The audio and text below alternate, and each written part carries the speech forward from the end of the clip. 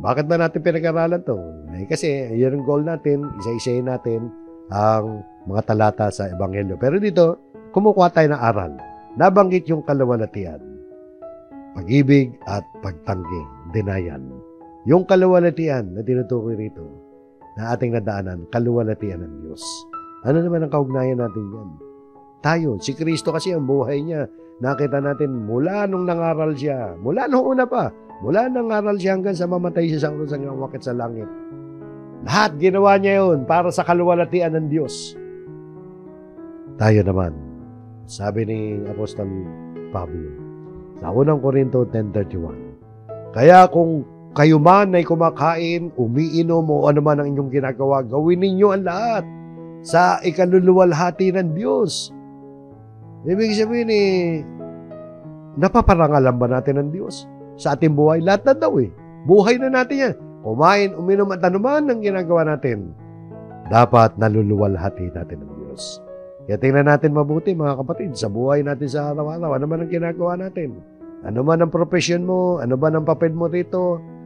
Kung ikaw ay estudyante, ina ng tahanan, taong bahay, anak, o barangay official, ano man ang trabaho mo, parang pinapakita dyan, isipin mo kung ang ginagawa mo ay nakaluluwalhati sa Diyos. Baka mamaya yung ginagawa mo ay hindi na nakaluluwalhati sa Diyos. Tungkulin natin yan naluwalhati natin ng Diyos upang ipahayag ang kanyang mga kagila-gilalas na mga gawa. Yung kanyang mga praises, di ba? So, dapat luwalhati natin ng Diyos sa lahat ng paraan ng ating pamumuhay. So, isipin natin yan, mga kapatid. Maging yung pagdalo mo rito, pagdalo sa church, ano man, lahat sa buhay natin. Itanim natin sa ating isipan. Ito bang gagawin ko? Ito bang pamumuhay ko? Ginagawa ko? Napupuri kaya ang Diyos sa aking buhay?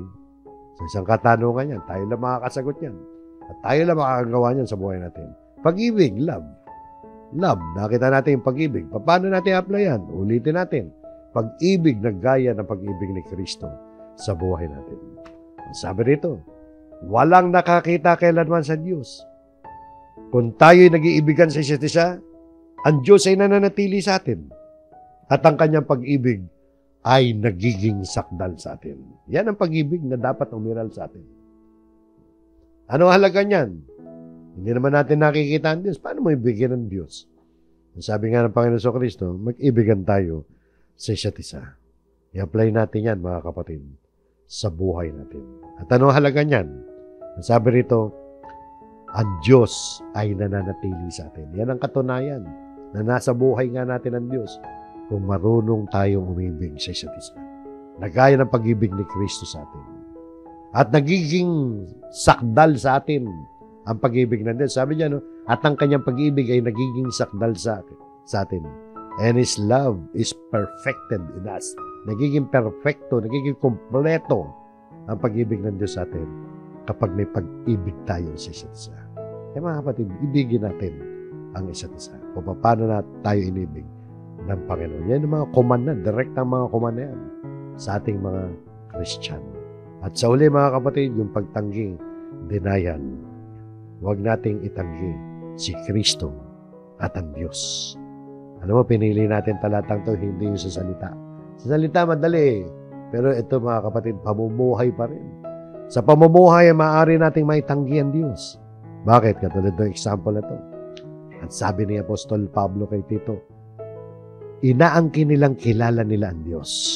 So meron tinutukoy si Pablo dito, mga kumikilala sa Diyos yan. Talagang ipinagmamalaki nila na kilala nila ang Diyos, inaangkin nilang kilala nila ang Diyos. Ngunit sa pamamagitan ng kanilang mga gawa ay ikinakaila nila. But in their words, they deny Him. O, sa bibig, okay, hindi mo dinideny, pero sa mga gawa, dinideny. Palibhasa sila'y kasuklam-suklam at mga masuwahin at hindi naangkop sa anumang gawang mabuti. Sa makutin, kapag nasa atin yan, kasuklam-suklam na mga gawain, Pag tayo sumusuway sa mga utos ng Diyos, mga masuwayin, at hindi naangkop yung mga gawa natin sa gawa mabuti, kung ano yung mabuting tinuturo ng Diyos, pag hindi nakita sa buhay natin yan, kahit sinasabi natin na kilala natin ang Diyos, ano lumalabas? Sabi nito, sa pamamagitan ng kanilang mga gawa ay ikinakaila nila. So, nagkakaroon din tayo ng denial tungkol sa Diyos. Kapag sa pamumuhay natin ay masuwahin tayo, kasuklam-suklam, at yung mga mabubuting gawa na pinagagawa sa atin ay hindi natin ginagawa. So, watch out mga kapatid, di ba?